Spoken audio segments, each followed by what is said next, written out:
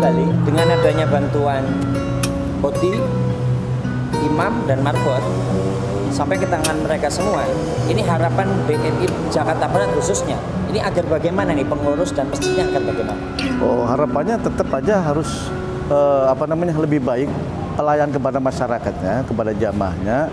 Jadi dengan bantuan itu sehingga mereka bisa termotivasi ya untuk mengelola masjid lebih baik, manajemennya lebih baik, kemudian juga sarannya lebih baik lagi, dan kinerja daripada pengurus masjid dan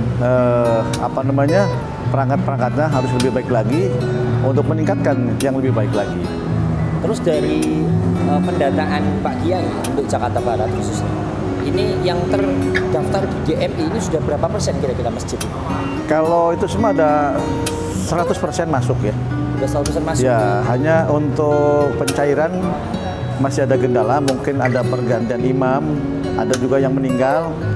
Saya kasih contoh, ada salah satu pengurus masjid yang sudah meninggal, ya. Kemudian diganti oleh pengurus yang baru. Itu kan perlu proses. Ya, kemudian ada pergantian imam, dia sudah tidak menjabat sebagai imam. Kemudian ada yang merangkap sebagai sekretaris dan marbot, itu harus kita ganti. Harus satu-satunya. Teknis penggantiannya nanti umpamanya marbot. Ini harus lapor ke DMI kelurahan, kecamatan, kota, baru ke DKI, terus balik lagi, baru masukkan ke perbankan atau bagaimana?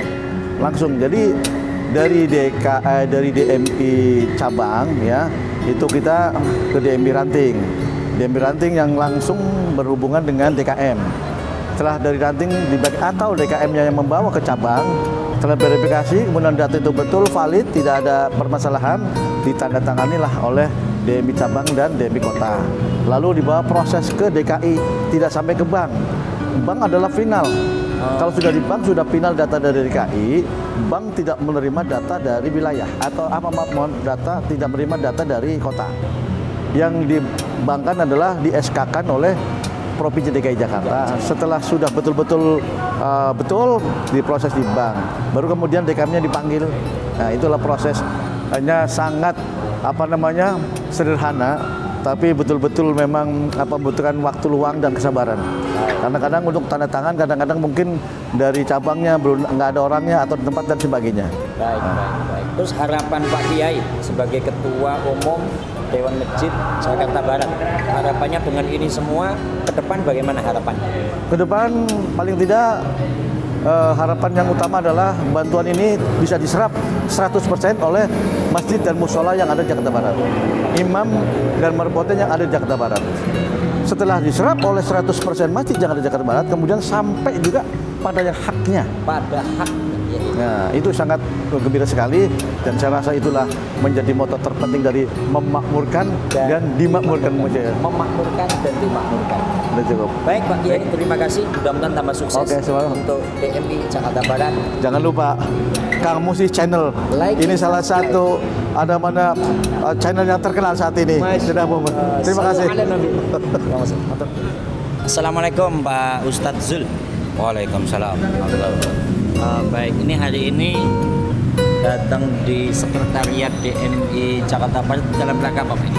Ya, dalam rangka pertama silaturahmi, kedua menggali informasi persoalan-persoalan berkaitan dengan bantuan operasional tempat ibadah untuk bantuan insentif marbot dan imam, atau persoalan-persoalan lain yang dianggap penting untuk kita cari jalan keluar. Memang sedikit ada informasikan yang ada pemblokiran, ada data kurang pas dan segala macamnya. Itu karena memang pas pengeluarannya bareng atau bagaimana sih itu? Ya sebenarnya kan kalau bantuan dana ini kan semuanya bareng. Cuma ada beberapa yang terblokir mungkin karena ada yang kurang data, kurang data, misalnya ada yang KTP-nya ada yang salah nik dan sebagainya gitu.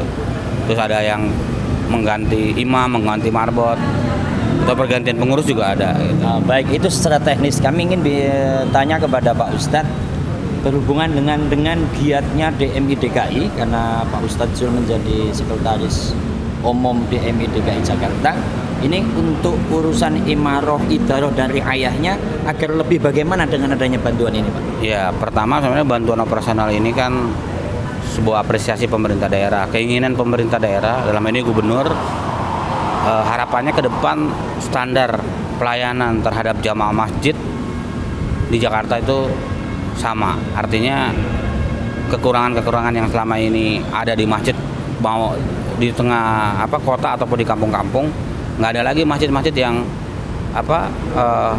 pelayanannya itu minus.